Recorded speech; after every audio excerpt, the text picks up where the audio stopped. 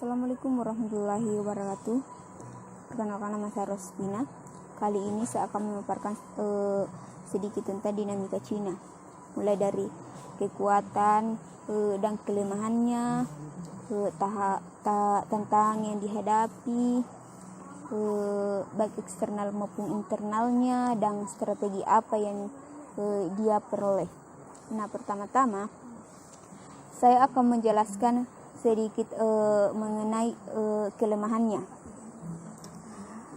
Dalam kelemahan ada beberapa bagian tersebut. Pertama, Cina memiliki profil demografis negara yang tidak menguntungkan angkatan kerja. Cina memuncak tahun 2015 dan telah melewati titik keuntungan muda dari urbanisasi. Populasinya kian menuai, sementara Cina akan menghadapi kenaikan biaya kesehatan yang besar yang tidak dipersiapkan dengan baik. Hal ini akan membebani perekonomian Cina secara signifikan dan memperburuk ketidaksetaraan yang terus tumbuh.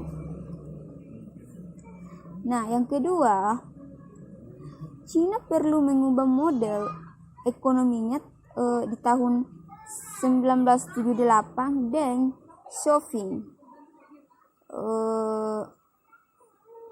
dengan bijak mengubah Cina ini dari autarki Maois menuju model pertumbuhan yang dipimpin oleh ekspor di Asia Timur yang berhasil dirintis oleh Jepang dan Taiwan.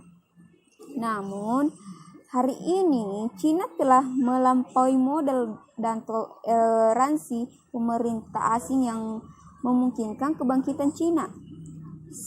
Sebagai contoh,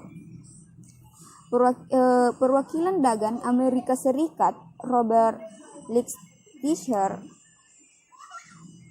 berfokus pada kurangnya timbal balik subsidi untuk badan usaha milik negara dan pemaksaan transfer kekayaan intelektual yang memungkinkan Cina untuk meraih keuntungan dalam bidang tertentu yang dikuasainya. Nah, bagian ketiga, sementara Cina selama lebih dari 3 dekade telah meraih keuntungan dengan relatif mudah melalui reformasi. Perubahan yang dibutuhkan sekarang jauh lebih sulit untuk diperkenalkan. Peradilan yang independen, rasionalisasi badan usaha milik negara, dan liberalisasi atau penghapusan sistem hukum atau registrasi perumahan yang membatasi mobilitas dan memicu ketimpangan. Juga selain itu, reformasi politik dan untuk memisahkan partai dan negara yang telah diubah sepenuhnya oleh Xi. Nah, hal itu membawa kita dalam ke masalah. Ironisnya, Cina ini telah menjadi korban dari kesuksesannya sendiri karena Leninis yang dipaksakan oleh Mao tahun 1949 sangat cocok dengan tradisi kekaisaran Cina. Akan tetapi, perkembangan ekonomi yang cepat telah mengubah Cina dan pertumbuhan politiknya. Cina telah menjadi masyarakat kelas menengah perkotaan, tetapi elit penguasa tetap terjebak dalam pemikiran politik yang melingkar. Mereka percaya bahwa hanya partai komunis yang dapat menyelamatkan Cina, dan karena setiap reformasi harus memperkuat monopoli partai komunis atas kekuasaan. Tapi inilah yang sebenarnya tidak dibutuhkan Cina. Reformasi struktur yang mendalam yang dapat menjauhkan Cina dari ketergantungan pada investasi pemerintah tingkat tinggi dan badan usaha milik negara oleh elit Partai Komunis. yang memperoleh kekayaan luar biasa dari sistem yang ada saat ini. Kampanye anti korupsi tidak dapat mengatasi perlawanan ini. Sebaiknya itu hanya menjadi inisiatif yang mencurahkan hati.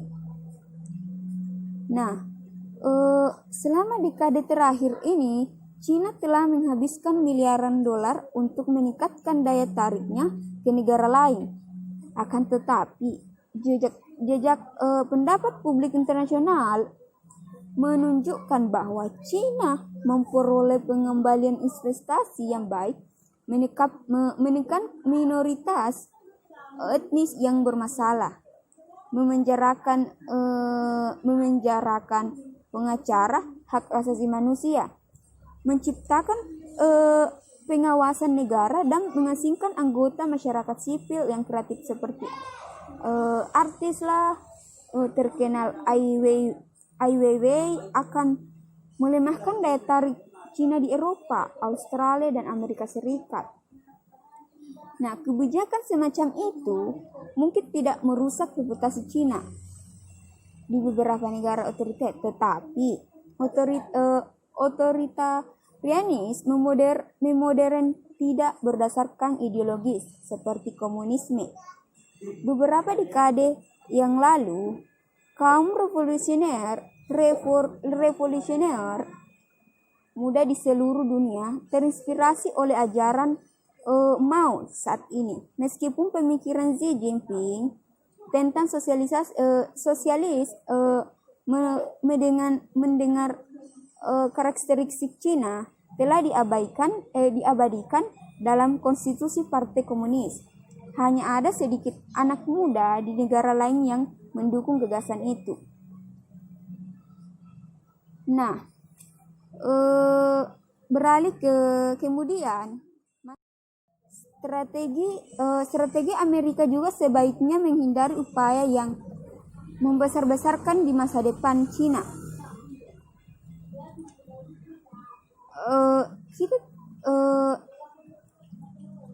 Amerika Serikat akan memiliki keunggulan komparatif kemampuannya dalam menciptakan teknologi produk Cina yang kini sudah mendunia. Disebut saja seperti Xiaomi dan produk telepon lainnya yang sudah mendunia. Cina juga memiliki komersi Alibaba yang mampu mencetak keuntungan IPO terbesar di Wall Street. Pekan ini, dunia pun disuguhkan fakta bahwa Cina sangat berpengaruh terhadap market. Penyebab Cina menerapkan devaluasi yuan dan memangkas tingkat suku bunga acuan sebanyak 25 basis poin menjadi 4,6%. Walhasil, market pun menjadi jangkir balik tidak terkecuali Indonesia. Fakta kekuatan Cina merupakan konsumen minyak terbesar kedua dunia. Dan Cina pemegang surat utang Amerika terbesar pertama. Dan konsumen batu bara terbesar di dunia. Kemudian Cina mitra terbesar Indonesia menjadi tujuan ekspor terbesar kedua setelah Amerika Serikat. Cina pasar terbesar bagi komoditi, mineral, dan batu bara.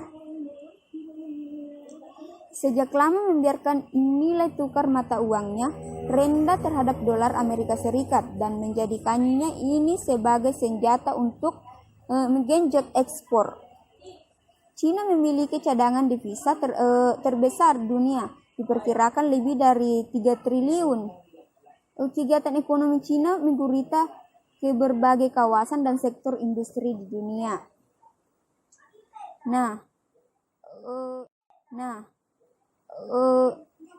Tantangan yang dihadapi Cina baik eksternal maupun internal.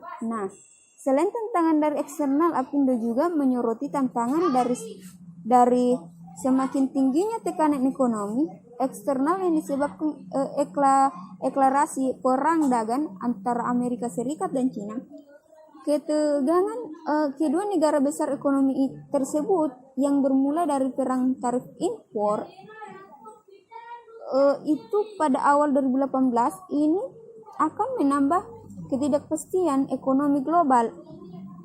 Pada 2019, tantangan ekonomi eksternal dan internal yang akan mempengaruhi laju pertumbuhan ekonomi Indonesia pada legislatif dan pemilihan presiden.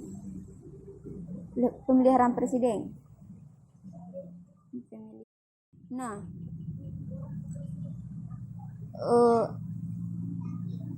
selanjutnya strategi Cina saat membangun power ekonomi dan militernya.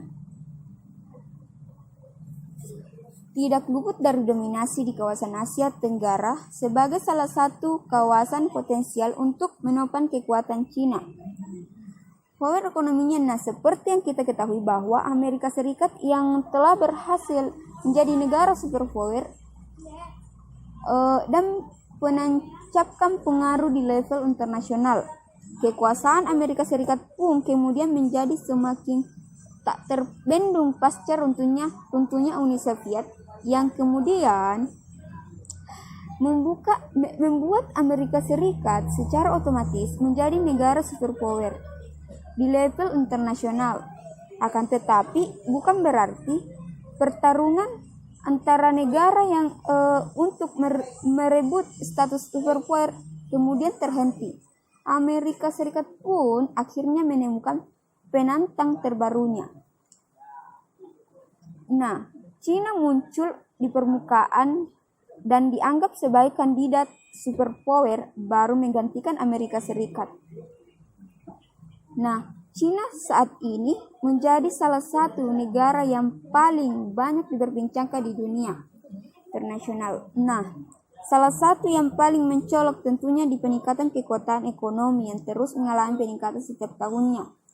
Untuk mewujudkan hal tersebut, Cina melakukan serangkaian strategi baik di dalam maupun di luar negeri untuk memperkuat dirinya, dan tentunya membutuhkan sebuah strategi jangka panjang yang terarah dengan baik. Perang dagang Cina US Amerika Serikat adalah persaingan ekonomi dalam perspektif neorealisme.